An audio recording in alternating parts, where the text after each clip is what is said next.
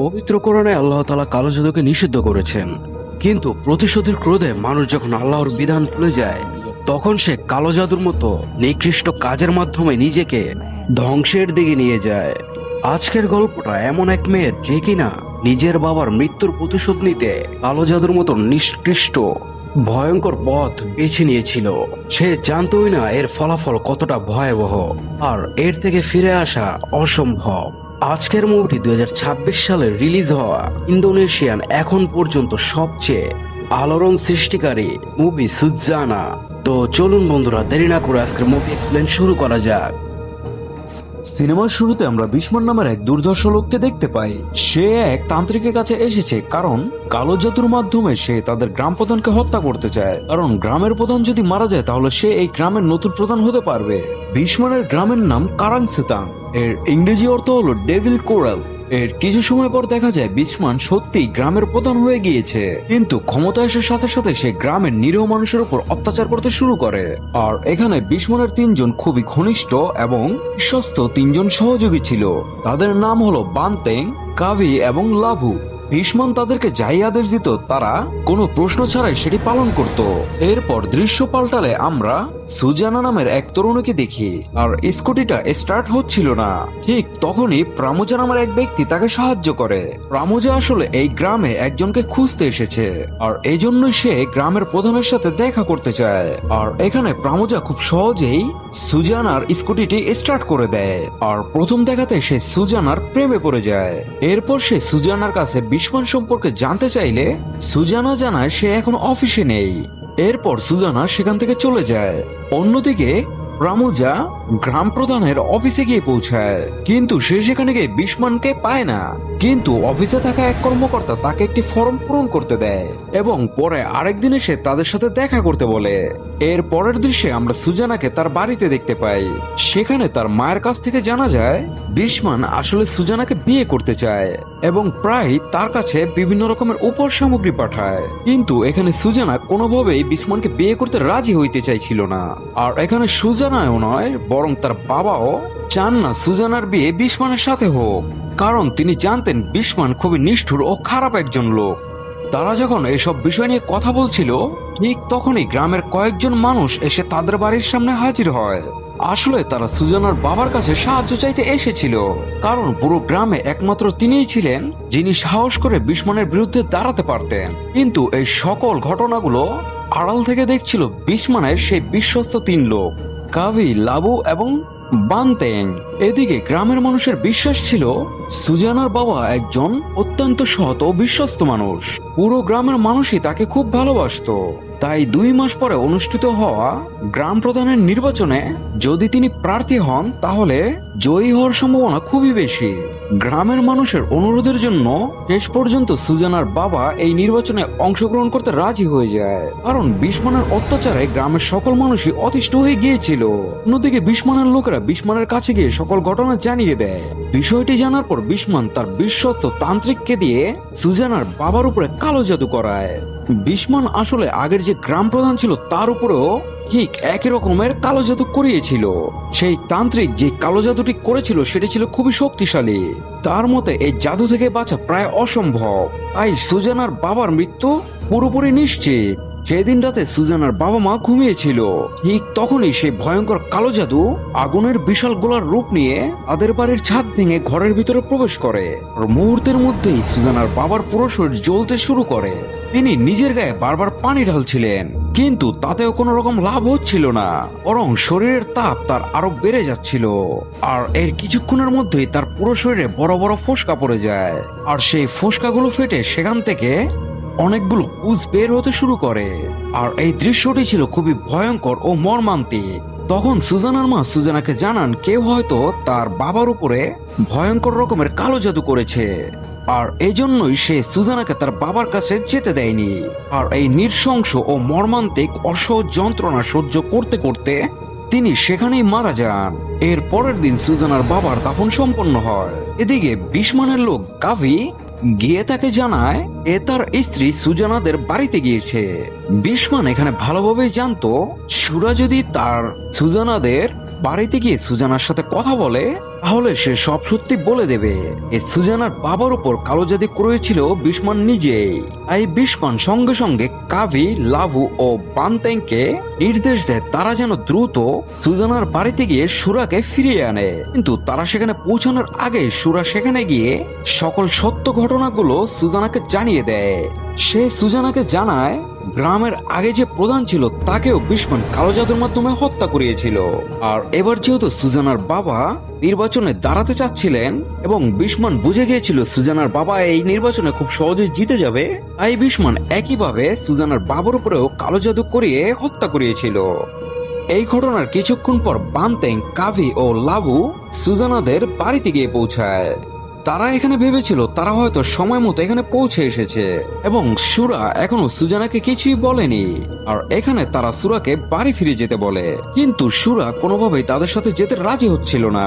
তখন বানতেং সুরাকে জোর করে টেনে নিয়ে যেতে চাইছিল, কিন্তু হঠাৎই সুরা একটি ছুরি বের করে বানতেং এর দিকে তাক করে ধরে। আর বানতেং এখানে সুরার হাত থেকে সেই ছুরিটি কেড়ে নেয়। এতে রাগে ফেটে পড়ে সুরা এবং বানতেংকে একের পর এক চড় মারতে শুরু করে। আগের মাথায় বানতেং সুরাকে জোরে ধাক্কা দিলে সুরার মাথা দেয়ালে থাকা একটি পেরেকের সাথে সজোরে ধাক্কা লাগে, আর এজন্য ঘটনাস্থলেই সুরা মৃত্যুবরণ করে। এরপর বানতেং, কাভি ও লাভু সুজানাকে চুপ থাকতে বলে এবং এখানে যা ঘটেছে সা সবকিছু সুজানাকে ভুলে যেতে বলে। কিন্তু সুজানা এখানে ভয় আতঙ্কিত হয়ে তাদের কাছ থেকে পালিয়ে যায়।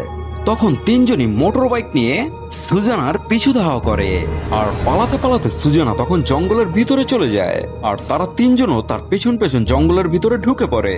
আর এভাবে কিছু দূর যাওয়ার পর রাস্তাও শেষ হয়ে যায়, আর তাদের সামনেই ছিল এক গভীর জলপ্রপাত, যার কিনারায় দাঁড়িয়ে ছিল সুজানা। আর এই জায়গাটি ছিল খুবই উঁচুতে। ঠিক তখনই বানতেং সেখানে পৌঁছে সুজানাকে ভয় দেখাতে শুরু করে। আর এখানে প্রচন্ড ভয়ে সুজানা কি করবে তা বুঝে উঠতে পারছিল না।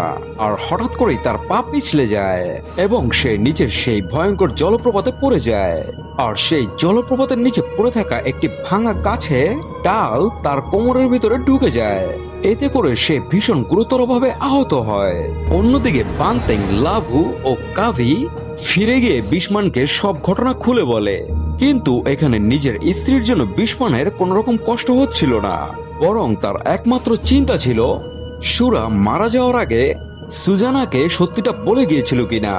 তখন কাভি তাকে জানায় তারা ঠিক সময়ে সুজানার বাড়িতে গিয়ে পৌঁছেছিল এবং সুরা সুজানাকে কিছু বলতে পারেনি।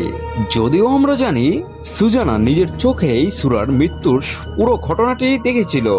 এই কথা শুনে বিস্মান তাদের তিনজনকে আদেশ দেয় যেভাবেই হোক সুজানাকে খুঁজে বের করে তার কাছে নিয়ে আসতে, সে জীবিত থাকুক বা মৃত। অন্যদিকে অজ্ঞান অবস্থায় সুজানা নদীর স্রোতে ভেসে যাচ্ছিল। স্রোতে ভাসতে ভাসতে সে বারবার পাথরের সাথে ধাক্কা খাচ্ছিল, ফলে তার শরীরের বেশ কয়েকটি হাড় ভেঙে যায়। ঠিক সেই সময় নদীর ধারে ধ্যান করছিল প্রমুজা।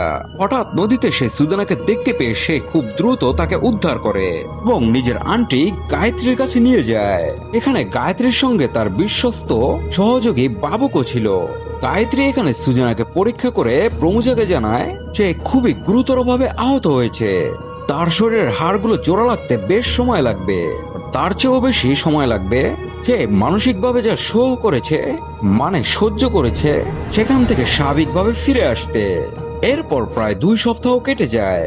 এই সময়ের মধ্যে প্রমুজা ও গায়ত্রী মিলে সুজানার বেশ ভালোভাবে সেবা যত্ন করে। অবশেষে প্রায় 2 সপ্তাহ পর সুজানার জ্ঞান ফিরে আসে, আর এখানে চোখ খুলে সে তার সামনে গায়ত্রী, বাবুক ও প্রমুজাকে দেখতে পায়। গায়ত্রী তখন তাকে জানায় সে এখন কোথায় আছে আর আসলে তারা কারা। সুজানা ঠিক তখনই সেখান থেকে চলে যেতে চাইলেও সে তখনও খুব দুর্বল ছিল এবং তার হাড়গুলো এখনো পুরোপুরি ভাবে জোড়া লাগেনি। আর এজন্য প্রমুজা আরো বেশ কয়েকদিন তার যত্ন নেয়। আর এভাবেই ধীরে ধীরে সুজানার 2 পা সম্পূর্ণরূপে সুস্থ হয়ে যায়। একদিন প্রমুজা রান্নাঘরে কাজ করছিল, তখন সুজানা সেখানে গেলে তখন প্রমুজা তাকে জানায় তাদের দুজনের এর আগেও একবার দেখা হয়েছিল। যদিও হয়তো সুজানার আগের স্মৃতিগুলো ঠিক মনে নেই, কিন্তু এখানে সুজানা হাসি মুখে জানায় তার সবকিছু মনে আছে। এরপর দেখা যায় এক নারী তার ছোট সন্তানকে নিয়ে গায়ত্রীর কাছে সাহায্য চাইতে এসেছে। তিনি খুব অসহায় ছিলেন। সুজানা ও প্রমুজা আড়াল থেকে তাদের কথোপকথন শুনছিল। ওই নারী জানায় তার স্বামী তাকে এবং তার সন্তানকে নিয়মিত মারধর করে, তাই সে চায় গায়ত্রী যেন কালো জাদুর মাধ্যমে তার স্বামীকে হত্যা করে। মহিলার মুখে এসব কথা শুনে প্রমুজা বুঝতে পারে গায়ত্রী আসলে একজন কালো জাদুর সাধক। তখনই প্রমুজা দ্রুত গিয়ে গায়ত্রীর রিচুয়াল রুমের দরজার তালা ভেঙে ফেলে, আর ভিতরে ঢুকে সে দেখে পুরো ঘর জুড়ে ব্ল্যাক ম্যাজিকের নানা ধরনের জিনিসপত্র রাখা আছে, অর্থাৎ সেখানে কালো জাদুর বিভিন্ন সরঞ্জাম ছিল। আসলে প্রমুজার ধারণা ছিল গায়ত্রী একজন হিলার, কিন্তু পরে সে জানতে পারে হিলার হওয়ার পাশাপাশি গায়ত্রী কালো জাদুরও চর্চা করেন। আর এখানে প্রমুজা মূলত তার কাছে হিলিং শেখার জন্যই এসেছিল। কিন্তু এখন গায়ত্রীর আসল পরিচয় জানার পর সে ভীষণ ভয় পেয়ে যায়। তখন গায়ত্রী তাকে বলে যদি সে ভয় পায় তাহলে চাইলে সেখান থেকে সে চলে যেতে পারে। এরপর প্রমুজা সত্যি সত্যি সেখান থেকে চলে যায়, কিন্তু সুজানা ছিল সম্পূর্ণ ভিন্ন। কালো জাদুকে সে মোটেও ভয় পেত না, বরং সে গায়ত্রীকে অনুরোধ করে তাকে ব্ল্যাক ম্যাজিক শেখাতে, যাতে সে বিস্মানের উপর প্রতিশোধ নিতে পারে। তখন গায়ত্রী সুজানাকে সতর্ক করে বলে একবার যদি সে কালো জাদু শেখা শুরু করে তাহলে আর মাঝপথে ফিরে আসার কোনো সুযোগ থাকবে না, আর সবকিছু শেষ হলে তার আত্মা সরাসরি নরকে যাবে। তবুও সুজানা প্রতিশোধ নেওয়ার জন্য কালো জাদু শিখতে দৃঢ় প্রতিজ্ঞ ছিল। সুজানার রাগ আর অদম্য ইচ্ছা শক্তি দেখে গায়ত্রী বলে অনেকদিন ধরে সে এমন একজন মানুষ খুঁজছিল যার কাছে সে নিজের সব শিক্ষা ও জ্ঞান তুলে দিতে পারবে। প্রথমে তার মনে হয়েছিল সেই ব্যক্তি হবে প্রমুজা, কিন্তু প্রমুজা শুধু হিলিং শিখতেই চেয়েছিল। এরপর গায়ত্রী সুজানাকে তার বিশেষ ক্ষমতার কথা জানায়। সে বলে সুজানার অতি প্রাকৃতিক সত্তাদের দেখতে পাওয়ার ক্ষমতা আছে, কারণ সুজানা টানা 2 সপ্তাহ অচেতন ছিল। কার্যত তখন সে মৃত্যুর খুব কাছাকাছি চলে গিয়েছিল, কিন্তু গায়ত্রী তার আত্মাকে শরীরের সঙ্গে যুক্ত করে রেখেছিল। সেই সময় সুজানা জীবিতদের পৃথিবী আর মৃতদের জগতের মাঝামাঝি এক জায়গায় আটকে ছিল, আর সেই কারণে এখন সে অতি প্রাকৃতিক সত্তাদের দেখতে পারে। গায়ত্রী এই বিষয়টি নিশ্চিতভাবে জানতো, কারণ বাবুককে শুধু গায়ত্রী আর সুজানাতেই দেখতে পারে, অন্য কেউ তাকে দেখতে পায় না, কারণ বাবুক আসলে একজন জিন। আর এই সিনেমার এটাই ছিল একটা অন্যতম বড় চমক। এরপর সুজানা গায়ত্রীর প্রতিটি নির্দেশ মেনে চলতে থাকে এবং তাকে সাহায্য করে। বিনিময়ে গায়ত্রী বাবুককে তার কাজের গুরুত্ব অনুযায়ী বলি দিত। ছোট কাজের জন্য কাক বলি দেওয়া হতো, আর বড় কাজের জন্য ছাগল বলি দেওয়া হতো। পরে গায়ত্রী সুজানাকে জানায় কালো জাদু শেখার আগে তাকে একটি কঠিন উপবাস পালন করতে হবে। এই উপবাসে টানা 7 দিন ও 7 রাত দাঁড়িয়ে থাকতে হবে। এই পুরো সময় সে ঘুমাতে পারবে না, কিছু সে খেতেও পারবে না। উপবাস শেষ হলে তাকে সমুদ্রের তীরে গিয়ে সমুদ্রের পানিতে স্নান করতে হবে এবং প্রার্থনা করতে হবে। এরপর একটি গুহায় গিয়ে টানা 40 দিন ধ্যান করতে হবে। 40 দিন পূর্ণ হলে সেই গুহায় অনেক জিন তার সামনে উপস্থিত হবে। তাদের মধ্যে একজন জিন সুজানার সঙ্গে মানানসই হবে, ঠিক যেমন গায়ত্রীর সঙ্গে ছিল বাবুক।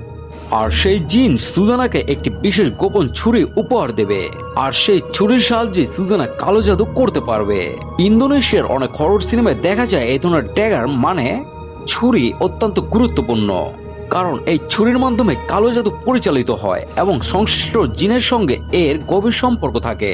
শেষ পর্যন্ত সুজানা গায়ত্রীর বলা প্রতিটি নিয়ম মেনে চলে। অবশেষে সে নিজের সঙ্গে মানানসই একজন জিনকে খুঁজে পায়, আর সেই জিন তাকে একটি গোপন ড্যাগার মানে ছুরি উপহার দেয়। সুজানা এরপর গায়ত্রীর কাছ থেকে সবকিছু শিখে নেয়। গায়ত্রী যে কত ধরনের ব্ল্যাক ম্যাজিক জানতো তা সবই সে সুজানাকে শিখিয়ে দেয়।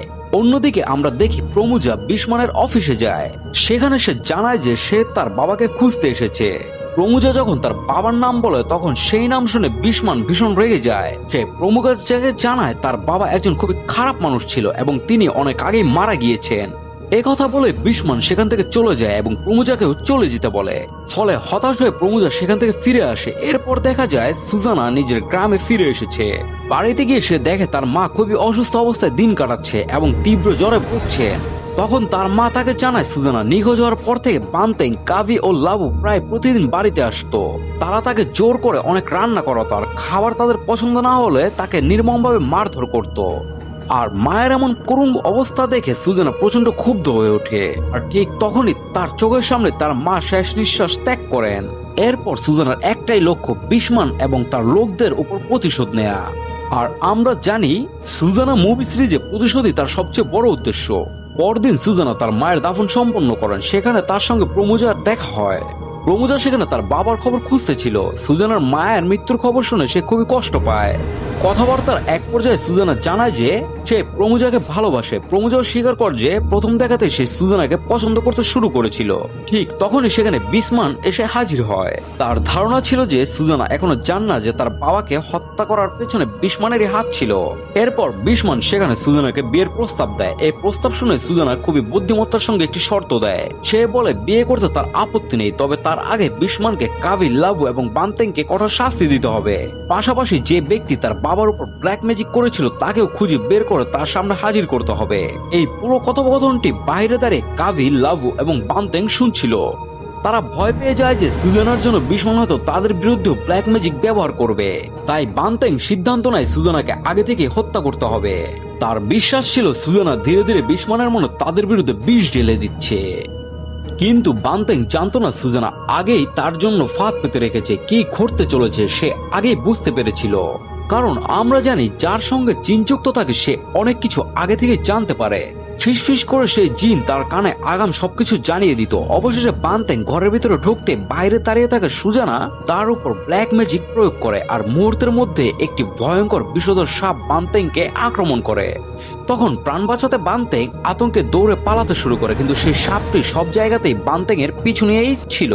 সাপের হাত থেকে বাঁচতে সে একটি ভ্যানে উঠে পড়ে। ভ্যানটির চালক তখন বাইরে প্রস্রাব করতে গিয়েছিল।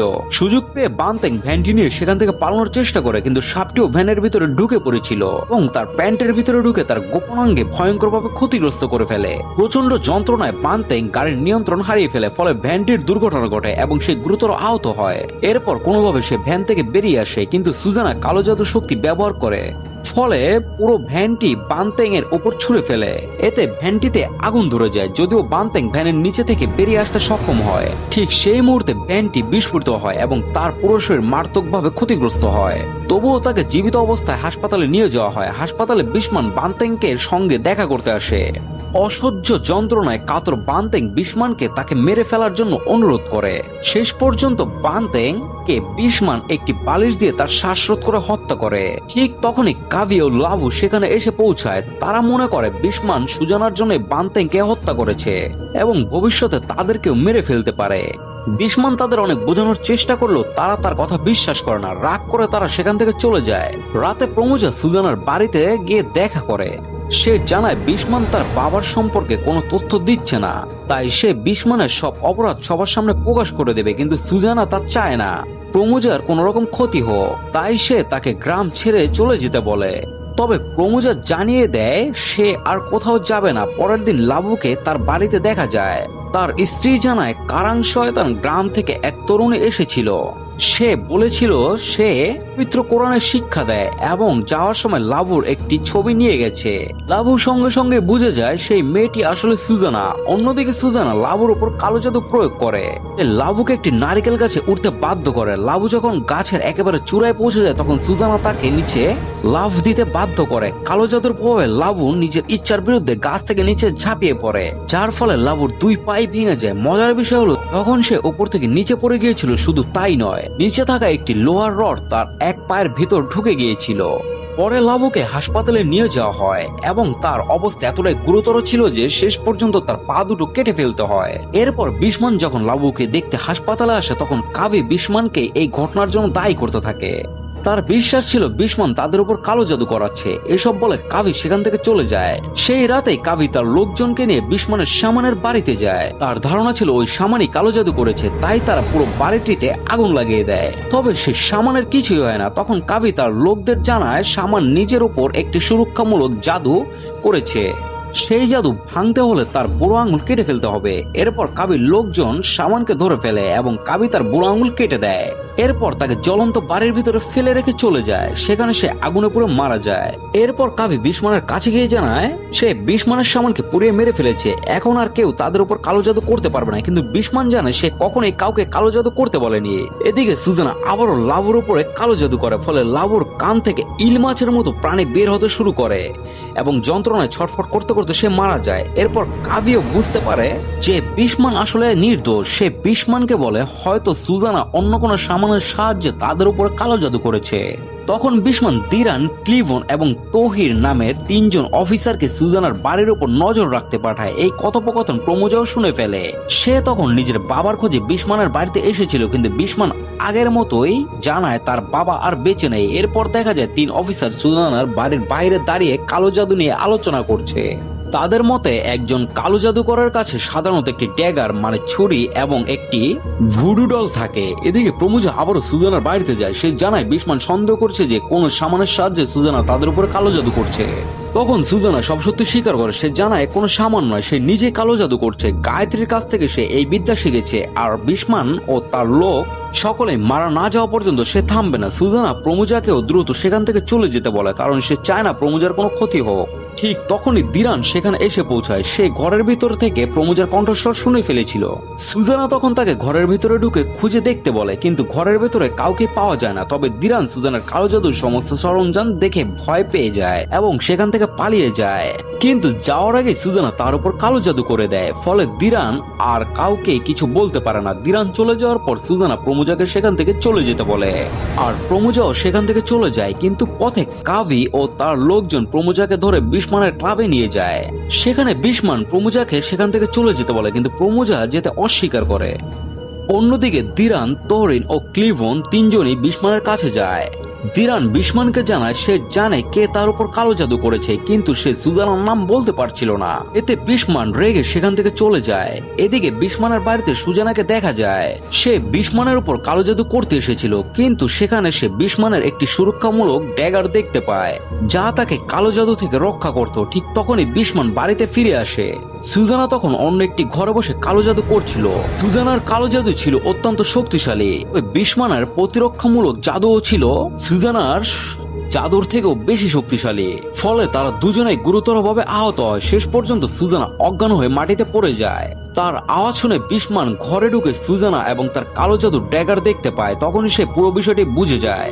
এরপর বিশমান সুজানাকে বেঁধে ফেলে এবং জানায় যে বিশ্বের সবচেয়ে শক্তিশালী সব সামান তাকে চেনে। প্রত্যেক সামানই তাকে একটি করে সুরক্ষামূলক তাবিজ দিয়েছে। তাই সুজানার সবচেয়ে শক্তিশালী কালো জাদুও তাকে পরাজিত করতে পারেনি। যেহেতু সুজানা বিশমানকে ঘৃণা করত এবং তাকে বিয়ে করতে চাইতো না, তাই বিশমান আরেকজন শামানের কাছে যায়। সে শামানকে সুজানার উপর সয়েল স্প্লিট স্পেল ব্যবহার করতে বলে। এই জাদুর ফলে সুজানা নিজের নাম, অতীত সবকিছু ভুলে যাবে এবং বিশমানের সম্পূর্ণ পুতুলে পরিণত হবে। বিশমান তাকে যা বলবে সে তাই করবে। এখানে ধারণা করা যায় বিশমান হয়তো তার প্রথম স্ত্রীর উপরও কোন রকম এক কালো জাদুর ব্যবহার করেছিল, নইলে তার মতো নিষ্ঠুর একজন মানুষকে কেউ স্বেচ্ছায় বিয়ে করতো না। এরপর বিশমান বাড়ি ফিরে সুজানার উপর সে জাদুটি প্রয়োগ করে। ফলে সুজানা সত্যি সত্যি সবকিছু ভুলে যায়। তবে পুরো ঘটনাটি দিরন নিজের চোখে দেখে ফেলে এবং সে সুজানাকে সাহায্য করার সিদ্ধান্ত নেয়। এরপর বিশমান প্রমোজার কাছে যায় এবং তার মায়ের একটি ছবি দেখতে চায়। প্রমোজা তাকে ছবিটি দেখায়, কিন্তু সেটা ছিল অর্ধেক ছেঁড়া অংশ ছিল তার বাবার ছবি। ছবিটি দেখে বিশমান প্রমোজাকে জানায় তার বাবাকে নিয়ে সে এতদিন যা জেনেছে সবই মিথ্যা। বিশমানের দাবি প্রমোজার বাবার অনেক প্রেমিকা ছিল। তিনি প্রমোজার মাকে ছেড়ে যেতে চেয়েছিলেন এবং একদিন সত্যি তাকে ছেড়ে চলে যান। এখন তিনি আর এই পৃথিবীতে বেঁচে নেই। সবশেষে বিশমান প্রমোজাকে সতর্ক করে বলে সে যেন সুজানার থেকে দূরে থাকে, কারণ পরদিন সুজানা তাকে বিয়ে করতে যাচ্ছে। কিন্তু প্রমোজা বিষয়টি বিশ্বাস করতে পারেনি। তখন বিশমান তাকে সুজানার কাছে নিয়ে যায়। সেখানে গিয়ে প্রমোজা বুঝতে পারে সুজানা তাকে একেবারে ভুলে গিয়েছে। তখনই সে নিশ্চিত হয়ে যায় যে বিশমান সুজানার সঙ্গে ভয়ঙ্কর কিছু করেছে। তখন প্রমোজা বিশমানের পেটে একটি ঘুষি মারে, কিন্তু বিশমানের কিছুই হয় না। এরপর কাভি প্রমোজাকে মারধর করতে শুরু করে। তবে শেষ পর্যন্ত বিশমান প্রমোজাকে সেখান থেকে চলে যেতে দেয়। সেদিন রাতে দিরনের সঙ্গে প্রমোজার দেখা হয় বিশমানের বাড়িতেই। তারা দুজনেই সুজানাকে উদ্ধার করতে এসেছিল, তাই তারা সুজানাকে একটি ভ্যানে তুলে সেখান থেকে নিয়ে যাওয়ার পরিকল্পনা করে। এই কাজে ক্লিভন ও তহিরেও তাদের সাহায্য করছিল। ভ্যান চালকেরাও ছিল দিরনের বন্ধু, যারা বিশমানের বাড়িতেই চাকরের হিসেবে কাজ করত। এরপর প্রমোজা সুজানাকে গায়ত্রীর কাছে নিয়ে যায় এবং পুরো ঘটনাটি খুলে বলে। সবকিছু শুনে গায়ত্রী বুঝতে পারে সুজানার উপর নিশ্চিতভাবে সোল স্প্লিট স্পেল ব্যবহার করা হয়েছে। প্রমোজা সুজানাকে গায়ত্রীর কাছে দিয়ে একটি জরুরি কাজে চলে যায়। কিন্তু প্রমোজা সেখান থেকে চলে যাওয়ার পর যে সামান সুজানার উপর সোল স্প্লিট স্পেল করেছিল সে দূর থেকে সুজানার শরীরে নিয়ন্ত্রণ নিয়ে নেয়। এরপর সে গায়ত্রীর উপর আক্রমণ শুরু করে। গায়ত্রী একটি গোপন তাবিজ ব্যবহার করে সুজানাকে মুক্ত করার চেষ্টা করে, কিন্তু সেই সামান গায়ত্রীকে তুলে বাড়ির বাইরে ছুঁড়ে ফেলে এবং তাবিজটিকে ছিঁড়ে ফেলে। তবুও গায়ত্রী হাল ছাড়ে না। সে একটি ভাঙা মাটির পাত্রের টুকরো দিয়ে নিজের আঙুল কেটে রক্ত দিয়ে আবার সেই তাবিজের চিহ্ন আঁকে। এর ফলে সুজানা সামানের স্পেল থেকে মুক্ত হয়ে যায়। একই সঙ্গে সেই সামানও মারাত্মকভাবে আহত হয়। পরদিন সকালে বিস্মান জানতে পারে সুজানা নিখোঁজ। তখন সে কাভি ও তার লোকজনকে গ্রামের সব মানুষকে একত্র করে সুজানাকে খোঁজ করার জন্য নির্দেশ দেয়। এদিকে সুজানার পুরোপুরি জ্ঞান ফিরে আসে। সে গায়ত্রীকে বিস্মানের সুরক্ষামূলক তাবিজের কথা জানায়। তখন গায়ত্রী তাকে তার সবচেয়ে শক্তিশালী এবং ভয়ঙ্কর কালো জাদুর কথা বলে। তবে সে সুজানাকে সতর্ক করে জানায় এই জাদুর নাম বাম্বু ব্যান্ডেল ব্ল্যাক ম্যাজিক। গায়ত্রীর মতে এই কালো জাদুতে মানুষের মৃত্যু অত্যন্ত ভয়াবহ হয়, এমনকি শরীর টুকরো টুকরো হয়ে যেতে পারে। তবে সবচেয়ে ভয়ঙ্কর বিষয় হলো এই জাদু যদি বিস্মানকে হত্যা করবে না, বরং তার পুরো বংশধরকে ধ্বংস করে দেবে। তখন সুজানা বলে বিস্মানের তো কোনো সন্তানই নেই। এরপর গায়ত্রী তাকে শেষবারের মতো আরেকটি সতর্কবার্তা দেয়। সে জানায় বাম্বু ব্যান্ডেল ব্ল্যাক ম্যাজিক একবার শুরু হলে তা আর থামানো যায় না। এমনকি যে ব্যক্তি এই জাদু করবে সেও পরে চাইলে এটি বন্ধ করতে পারবে না। যদি সে থামানোর চেষ্টা করে তাহলে সে নিজেই মারা যাবে। অর্থাৎ সুজানা যদি জাদু করার পর নিজের সিদ্ধান্ত বদলায় বা এটি থামাতে চায় তবে তার নিজের মৃত্যুই হবে। সহজ কথায় এই স্পেলের কাস্টাররাও একে আর পরিবর্তন করতে পারে না। অন্যদিকে কাভি গ্রামের সবাইকে সুজানাকে খুঁজে বের করার নির্দেশ দেয়। তখন প্রমুজা গ্রামের মানুষের আর কাভি ও তার লোকদের বিরুদ্ধে দাঁড়াতে উৎসাহ দেয়, কারণ বিস্মান ইচ্ছাকৃতভাবে কৃষকদের জমিতে বিষ ছড়িয়ে তাদের ফসল নষ্ট করেছিল। এরপর বাধ্য হয়ে কৃষকরা তার কাছ থেকে সুদের টাকা ধার নিত। পরে বিস্মান আবারও তাদের ফসল নষ্ট করে তাদের চিরদিনের জন্য ঋণের ফাঁদে আটকে রাখতো। যখন গ্রামের কৃষকরা বিস্মানের কাছ থেকে নেয়া টাকা ফেরত দিতে পারতো না, তখন বিস্মান তাদের জমি দখল করে নিত। অর্থাৎ লাভ সব সময় তারই হতো। এরপর গ্রামের মানুষদের দমন করার জন্য বিস্মানের লোকজন অনেক পাথর ও বিভিন্ন অস্ত্র নিয়ে আসে। কিছুক্ষণের মধ্যে গ্রামবাসীদের সঙ্গে বিস্মানের লোকদের ভয়াবহ সংঘর্ষ শুরু হয়ে যায়। সেই লড়াইয়ে বিস্মানের অনেক লোক মারা যেতে থাকে। এদিকে গায়ত্রীর শক্তিশালী কালো জাদুর কারণে বিস্মানের সব প্রতিরক্ষামূলক তাবিজ চার্ম নিয়ন্ত্রণ হারিয়ে যায়। ফলে তার ক্লাবের ভেতরে একটি অত্যন্ত শক্তিশালী তাবিজ রাখা ছিল। তাই বিস্মান, কাভি এবং কয়েকজন লোককে নিয়ে সেই ক্লাবের দিকে রওনা হয়। অন্যদিকে প্রমুজা গ্রামের মানুষদের নিয়ে একটি ট্রাকে করে তাদের পিছু নেয়। গ্রামবাসীরা বিস্মানের ক্লাবে আগুন লাগিয়ে দেয় এবং তার গাড়ি সহ সব সম্পত্তি ভেঙে ফেলে, কারণ সেগুলো মূলত গ্রামের মানুষের টাকা লুট করে বানানো হয়েছিল। ক্লাবের ভিতরে বিস্মান ও কাভি সেই ড্রয়ারের চাবি খুঁজে পাচ্ছিল না যেখানে তাবিজ রাখা ছিল। শেষ পর্যন্ত তারা ড্রয়ারটি ভেঙে তাবিজের বাক্স বের করে পালাতে শুরু করে, কিন্তু ঠিক তখনই জ্বলন্ত একটি কাঠের বিম কাবির ওপর ভেঙে পড়ে। ফলে সে অজ্ঞান হয়ে যায়। বিস্মান তাকে সাহায্য না করে শুধু গাড়ির চাবি নিয়ে একাই পালিয়ে যায়। কিছুক্ষণ পর কাবির জ্ঞান ফিরলেও গ্রামের এক ব্যক্তি তাকে কাঠের তক্তা দিয়ে মারতে মারতে আবার অজ্ঞান করে দেয়।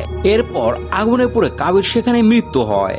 এতে স্পষ্ট হয়ে যায় বিস্মান নিজের ছাড়া আর কাউকে ভালোবাসতো না। এরপর প্রমুজা একটি মোটর সাইকেল নিয়ে বিস্মানের পিছু নেয়। অন্যদিকে সুজানা বিস্মানের উপর সেই ভয়ঙ্কর বাম্বু ব্যান্ডেল ব্ল্যাক ম্যাজিক প্রয়োগ করতে শুরু করে। বিস্মানকে আক্রমণ করার জন্য সে লাভু ও বানতেগের আত্মাকে ডেকে আনে। তাদের ভূত দেখে বিস্মান ভয়ে আতঙ্কিত হয়ে পড়ে। ঠিক সেই সময় তার গাড়ি বাস বোঝাই একটি ট্রাকের সঙ্গে ধাক্কা খায় এবং দুর্ঘটনার শিকার হয়। ফলে বিস্মান বাসের স্তূপের মধ্যে আটকে যায়। এরপর সেখানে প্রমুজা পৌঁছে বিস্মানকে বাঁচানোর চেষ্টা করে এবং সাহায্য আনতে যাওয়ার জন্য সেখান থেকে বেরিয়ে যায়, কিন্তু সুজানা বিস্মানের গাড়িতে আগুন লাগিয়ে দেয়। কিছুক্ষণের মধ্যে গাড়িটি বিস্ফোরিত হয় এবং বিস্মানের সেখানে মৃত্যু ঘটে। অবশেষে সুজানা তার প্রতিশোধ সম্পূর্ণ করতে সক্ষম হয়। অনেকদিন পর দেখা যায় প্রমুজা ও সুজানা কবরস্থানে দাঁড়িয়ে একে অপরকে বিয়ে করার কথা বলছে। ঠিক তখনই বিস্মানের কয়েকজন চাকর সেখানে আসে। তারা প্রমুজার জন্য বিস্মানের লেখা একটি চিঠি নিয়ে আসে, যা সে মৃত্যুর কয়েকদিন আগে লিখেছিল। চিঠিটা খুলতেই প্রমুজা তার মায়ের সেই একই ছবিটি দেখতে পায়, যা তার কাছেও ছিল। তবে এবার ছবিটি সম্পূর্ণ ছিল, আর সেখানে তার মায়ের পাশে দাঁড়িয়ে থাকা মানুষটি আর কেউ নয় বরং বিস্মান ছিল। এখানেই গল্পের আসল টুইস্টের খোলাসা হয়। বিস্মানই ছিল প্রমুজার আসল বাবা। চিঠিতে বিস্মান লিখেছিল প্রমুজা একজন খুব ভালো মানুষ এবং সে চায় না যে প্রমুজা তার মতো নিষ্ঠুর হয়ে উঠুক। সে জানতো একদিন সুজানা তাকে হত্যা করবে, তাই নিজে সে সমস্ত সম্পত্তি ও ধন সম্পদ প্রমুজার নামে লিখে দিয়ে যায়, যাতে সে ইচ্ছে মতো ভালো কাজ করতে পারে। এই সত্য জানার পর প্রমুজা ভেঙে পড়ে, কারণ সারা জীবন সে নিজের বাবাকে খুঁজে বেরিয়েছে আর সে কারণে সে এই গ্রামে এসেছিল। অন্যদিকে সুজানাও খুব কষ্ট পায়, কারণ সে বুঝতে পারে প্রমুজা 20 মানুষ ছেলে। তখন তার মনে হয় প্রমুজা খুব শীঘ্রই মারা যাবে। সেই রাতে প্রমুজা সুজানার বাড়িতে যায়, কিন্তু সুজানা তখন খুবই আহত ছিল। প্রমুজা কাছে আসতে সে দরজা বন্ধ করে দেয় এবং সব সত্যি জানায়। সে বলে অজান্তে সে বিস্মানের উপর এমন এক ভয়ঙ্কর কালো জাদু করেছিল যা বিস্মানের পুরো শহরকেই ধ্বংস করে দেবে, কিন্তু সে জানতো না যে প্রমুজা বিস্মানের ছেলে। তাই সে অভিশাপের প্রভাব এখন প্রমুজার উপর পড়েছে। প্রমুজা একজন ভালো মানুষ হওয়ায় সুজানা তাকে মরতে দিতে চায়নি, তাই সে নিজের সেই কালো জাদু ফিরিয়ে নিয়েছে, কিন্তু সেই জাদুর মূল্য তাকে নিজের জীবন দিয়ে দিতে হচ্ছে। ধীরে ধীরে সে মৃত্যুর দিকে এগিয়ে যায়। মৃত্যুর আগে সুজানা প্রমুজাকে জানায় সে সবসময় প্রমুজার মতো একজন ভালো মানুষকে বিয়ে করতে চেয়েছিল। আসলে সেও এবং তার বাবাও ভালো মানুষ ছিল, কিন্তু পরিস্থিতি ও মানুষের অত্যাচারই তাকে এমন প্রতিশোধ পরায়ণ করে তুলেছিল। এরপর সুজানার পেট থেকে আগুনের একটি গোলা বেরিয়ে আসে। সেই ভয়ঙ্কর শক্তির কারণে তার পেট ফেটে যায় এবং সে সেখানে মৃত্যুবরণ করে। আর প্রমুজা তখন অসহায়ভাবে বসে সেখানে কাঁদতে শুরু করে। কয়েক সপ্তাহ পর প্রমুজা অবশেষে গ্রামের সবাইকে জানিয়ে দেয় যে সেই আসলে বিস্মানের ছেলে, কিন্তু গ্রামের মানুষ খুব ভয় পেয়ে যায়, কারণ তাদের মনে হয়েছিল প্রমুজা হয়তো বিস্মানের মতো হবে। কিন্তু শেষ পর্যন্ত প্রমুজা সবার শেষ জমিগুলো ফিরিয়ে দেয় যেগুলো তার বাবা প্রতারণা করে দখল করেছিল। শুধু তাই না, সে গ্রামের মানুষের সব ঋণও মাফ করে দেয়। এতে গ্রামের সবাই খুশি হয়ে যায়। এরপর আমরা সুজানার আত্মাকে দেখি। মানব জগৎ ছেড়ে চলে যাওয়ার আগে সে শেষবারের মতো প্রমুজাকে দেখতে এসেছিল। এদিকে গ্রামের মানুষ তাদের নতুন প্রধান হিসেবে প্রমুজাকে নির্বাচন করে। এরপর দেখা যায় প্রমুজা সুজানার কবর পাশে দাঁড়িয়ে আছে। সে সুজানার কবরের উপর তার পরিবারের একটি ছবি রেখে সেখান থেকে চলে যেতে থাকে, কিন্তু সুজানার আত্মা ঠিক সেখানে দাঁড়িয়ে তাকে দেখছিল। যদিও প্রমুজা তাকে দেখতে পাচ্ছিল না, তবু সে অনুভব করতে পারছিল যে সুজানা তার আশেপাশেই আছে। আর ঠিক এই আবেগঘন মুহূর্তের মধ্য দিয়ে এই সিনেমাটি এখানেই শেষ হয়। তো বন্ধুরা, এটাই ছিল সর্বশেষ Indonesian horror cinema Suzzanna the witchcraft. আশা করি সিনেমাটি তোমাদের কাছে খুবই ভালো লেগেছে। তো এই সিনেমাটি যদি তোমাদের ভালো লেগে থাকে তাহলে সাবস্ক্রাইব করতে ভুলবে না, আর লাইক কমেন্ট করে জানিয়ে দিও কেমন লেগেছে এই সিনেমাটি। আল্লাহ হাফেজ, ভালো থেকো, সুস্থ থেকো, বিদায়।